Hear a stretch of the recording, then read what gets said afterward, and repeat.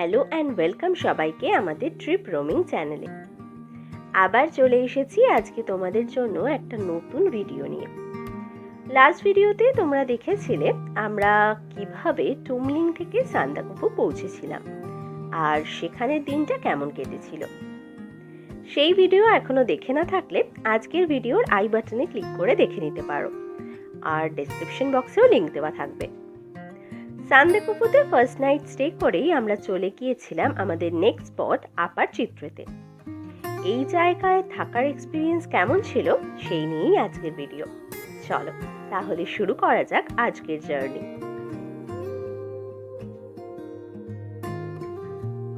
সান্দাকফু থেকে সকালের ব্রেকফাস্ট করে আমরা বেরিয়েছিলাম আপার চিত্রের উদ্দেশ্যে। এই আপার চিত্রেতে আমরা স্টে করেছিলাম চিত্রে ভিউ পয়েন্ট হোমস্টেতে। হোমস্টেটা অসাধারণ একটা জায়গায় তৈরি, একদম নির্জন শান্ত পরিবেশে। হোমস্টেতে এন্ট্রি গেটের পাশেই একটা স্যালামান্ডার পন্ড রয়েছে, আর পন্ডের ওপরে ফ্ল্যাগ দিয়ে সাজানো। আর চারিদিকে যেদিকেই তাকাই না কেন শুধু পাহাড় আর পাহাড়।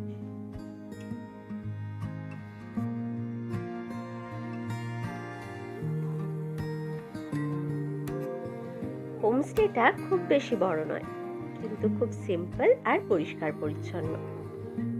মেন গেট থেকে ঢুকেই ডান দিকে ফার্স্ট রুম। এই রুমে ছিল একটা কুইন সাইজ বেড, একটা ছোট টেবিল, আর রুমের সাথেই রয়েছে অ্যাটাচ বাথরুম। বাথরুমে জল সারাদিনই পাওয়া যায়।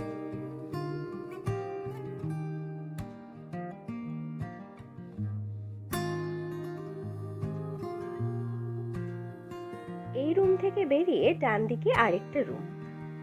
আগের রুমের মতোই এই রুমেও সেম ফিচার্স এন্ড ফার্নিচারও সেম। এই রুমের সামনেই ডাইনিং স্পেস আর কিচেন, কিন্তু হোমস্টে ওনার সবসময় এখানে রান্না করেন না। আসল কিচেনটা কোথায় তোমাদের পরে দেখাচ্ছি। ডাইনিং এরিয়াটা বেশ সুন্দর করেই সাজানো। খাবার জন্য গরম জল চাইলে সেটাও প্রোভাইড করে দেওয়া হয়।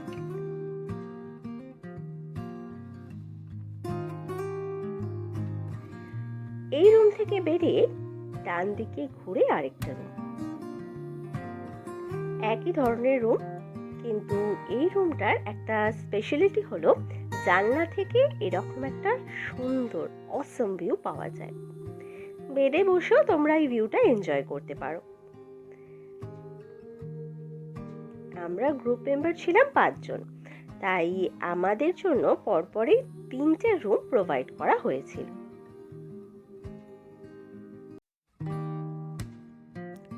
এইখানটায় টেন্ট লাগানো হয়, মানে কেউ যদি এখানে এসে টেন্টে থাকতে চায় তাহলে তারা এই জায়গাটায় থাকতে পারে, এই জায়গাগুলোতে।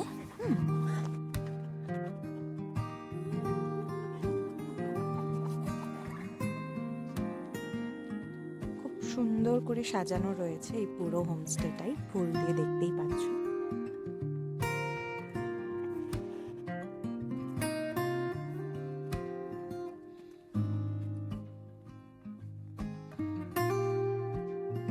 এখানেও বেশ কয়েকটা রুম রয়েছে, ডরমেটরি রুম।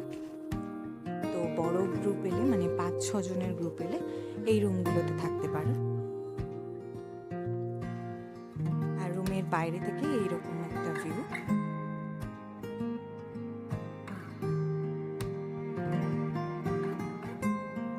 ওয়েদার ক্লিয়ার থাকলে দূরের সব পাহাড় আর কাঞ্চনজঙ্ঘার এক অসাধারণ ভিউ পাওয়া যায় এই হোমস্টে থেকে। সানরাইজ আর সানসেটের টাইমটা একদম আলাদাই অনুভূতি এনে দিয়েছিল যেদিন আমরা এই হোমস্টেতে স্টে করেছিলাম। আর তোমাদের বলেছিলাম না যেখানে মেনলি রান্না হয় সেই প্লেসটা দেখাবো।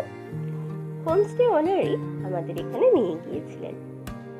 এখানেও চাইলে কেউ বসে খেতে পারে। হোমস্টেটার লোকেশন তো সুন্দর অবশ্যই, কিন্তু ফুলের গাছ দিয়ে যেভাবে জায়গাটা ডেকোরেট করা হয়েছে আর মেনটেন করা হচ্ছে, সেটা এই জায়গাটাকে আরো বেশি অ্যাট্রাকটিভ করে তুলেছে। এখানে একটা বসার প্লেসও আছে, যেখানে গরম চা হাতে নিয়ে পাহাড় দেখতে দেখতে বেশ ভালো সময় কাটানো যায়। আর হোমস্টেতে বনফায়ার করারও প্লেস আছে। আমরা অবশ্য বনফায়ার করতে পারিনি, বিকজ আমরা যেদিন গিয়েছিলাম খুব বৃষ্টি পড়ছিল। বাট তোমরা চাইলে এই সুন্দর ঠান্ডা পরিবেশে বনফায়ার এনজয় করতে পারো। চিত্রের এই হোমস্টেতে আমাদের ফুডিং আর লজিং মিলিয়ে পড়েছিল 1250 টাকা পার হেড। পাহাড়ের বুকে নিরিবিলি নির্জন শোরগোল থেকে দূরে একটা দিন কাটাতে চাইলে তোমরা এই হোমস্টেতে স্টে করতেই পারো। আশা করি তোমাদের এক্সপিরিয়েন্সও খুব ভালো হবে। তাহলে চলো আজকের জন্য এটুকুই।